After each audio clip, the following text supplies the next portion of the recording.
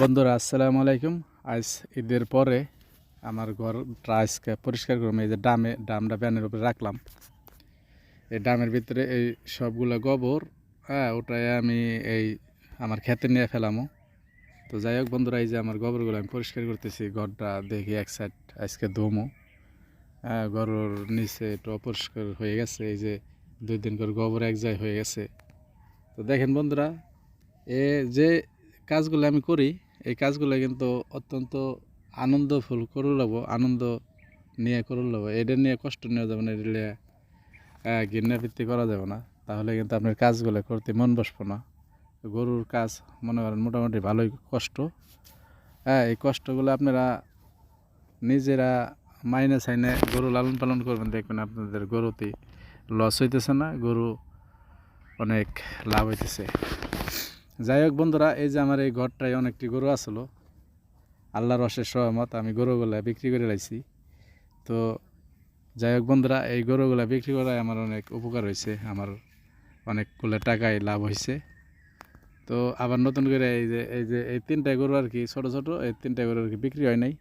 আমাকে এই গাভীটা আর কি আমরা হাটে নেই, এটা দেখি এই যে 1-2 মাসের ভিতরে এটা বিক্রি করুম। তারপরে মনে করেন আবার নতুন আর অন্য গরুগুলো আমি এই খামারে উঠাম।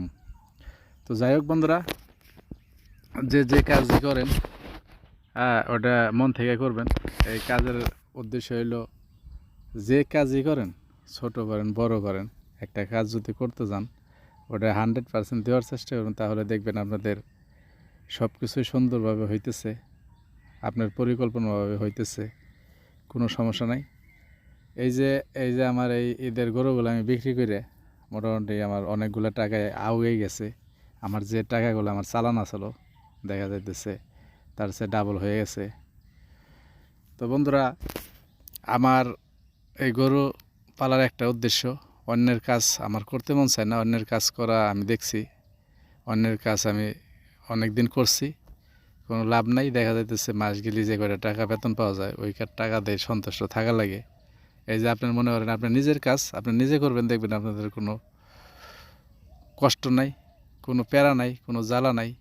অন্যের কাজ করার সময় দেখা যেতে মাস গেলে কিছু টাকা পাবেন, ওই টাকাটা দিয়ে মনে করেন কত বড়দের কথা শোনা লাগে, কতজনে কত ধরনের কথা কয়।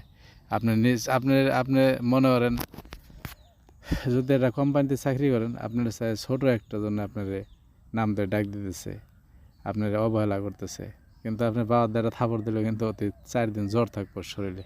কিন্তু তাও কি ওইটা আপনার সিনিয়র হইলে আপনার হাতে উল্টা কথাবার্তা বলবো।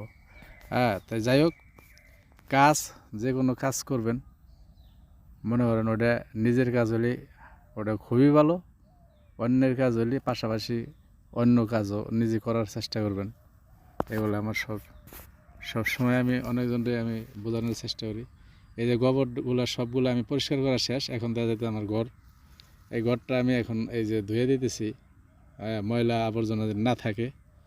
এটা খুবই মনে করেন একবারে কষ্টের কাজ, কিন্তু নিজে মন থেকে আনন্দ নিয়ে করলে কিন্তু কোনো কষ্টই না। এই যে দেখেন কত সুন্দরভাবে এগুলো পরিষ্কার হয়ে যেতেছে।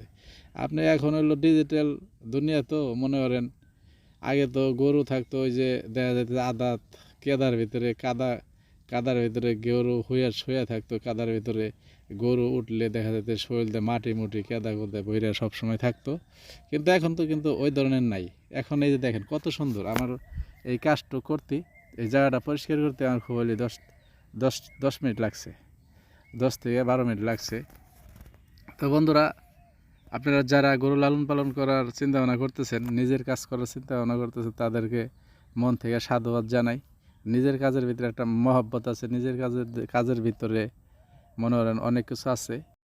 নিজে যাই কিছু করেন, ছোটো করেন বড় করেন, নিজে একটা উদ্যোক্তা হন, তাহলে লাইফে অনেক দূর যাইতে পারবেন। অন্যের কাজ করে কিন্তু অত দূর যাইতে পারবেন না।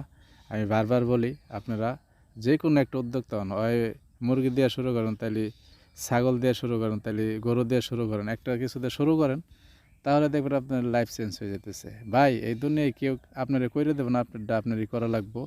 তাই সবাই শরীরের প্রতি খেয়াল রাখবেন। আসসালামু আলাইকুম।